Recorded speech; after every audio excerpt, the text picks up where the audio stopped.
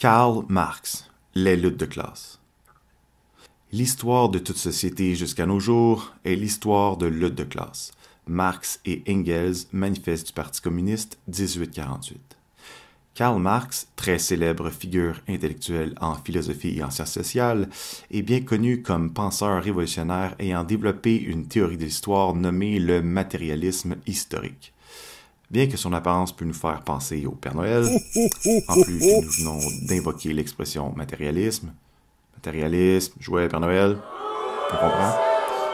Karl Marx est un barbu d'une autre espèce, et c'est écrit sur ma tasse aussi. Le matérialisme dont il est question ici ne réfère pas à la consommation, la surconsommation ou à une importance démesurée que l'on pourrait accorder à des biens matériels.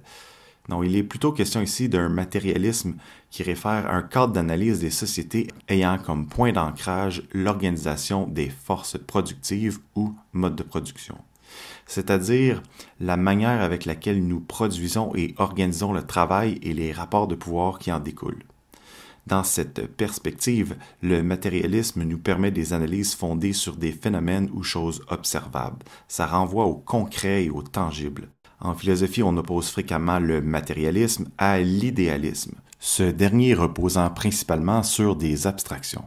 Il fera peut-être l'objet d'une prochaine capsule. Le matérialisme historique est une théorie permettant de comprendre, expliquer et anticiper dans une certaine mesure le développement des sociétés et de nombreux phénomènes associés. La notion de classe dans cette théorie est fondamentale. L'organisation des forces productives implique qu'il existe du même coup des classes sociales et économiques entretenant entre elles des relations de pouvoir. Au 19e siècle, à l'époque du Père Noël, il est con.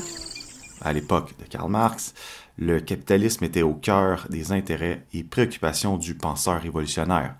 En plein air de révolution industrielle, Marx, dans ses analyses, circonscrit son canevas scientifique et politico-économique avec l'opposition de classe entre, d'une part, la bourgeoisie et, d'autre part, le prolétariat. La classe bourgeoise représente ceux qui possèdent les moyens de production, usines, machinerie, infrastructures, et le prolétariat représente les travailleurs et travailleuses ayant seulement leur force de travail à vendre en échange d'un salaire. Cette dernière classe est subordonnée à la première. L'opposition de classe spécifique que Marx remarque à son époque traduit en amont le phénomène historique et indépassable jusqu'à présent de lutte de classe. Chaque époque de l'histoire de l'humanité est empreinte de lutte de classe. Aussi, la classe opprimée cherche inlassablement à renverser la classe qui l'opprime, c'est-à-dire la classe dominante, et une fois cette tâche accomplie, une nouvelle lutte émerge, une nouvelle époque voit le jour, et c'est ce qu'on pourrait appeler, d'une certaine manière, le mouvement de l'histoire.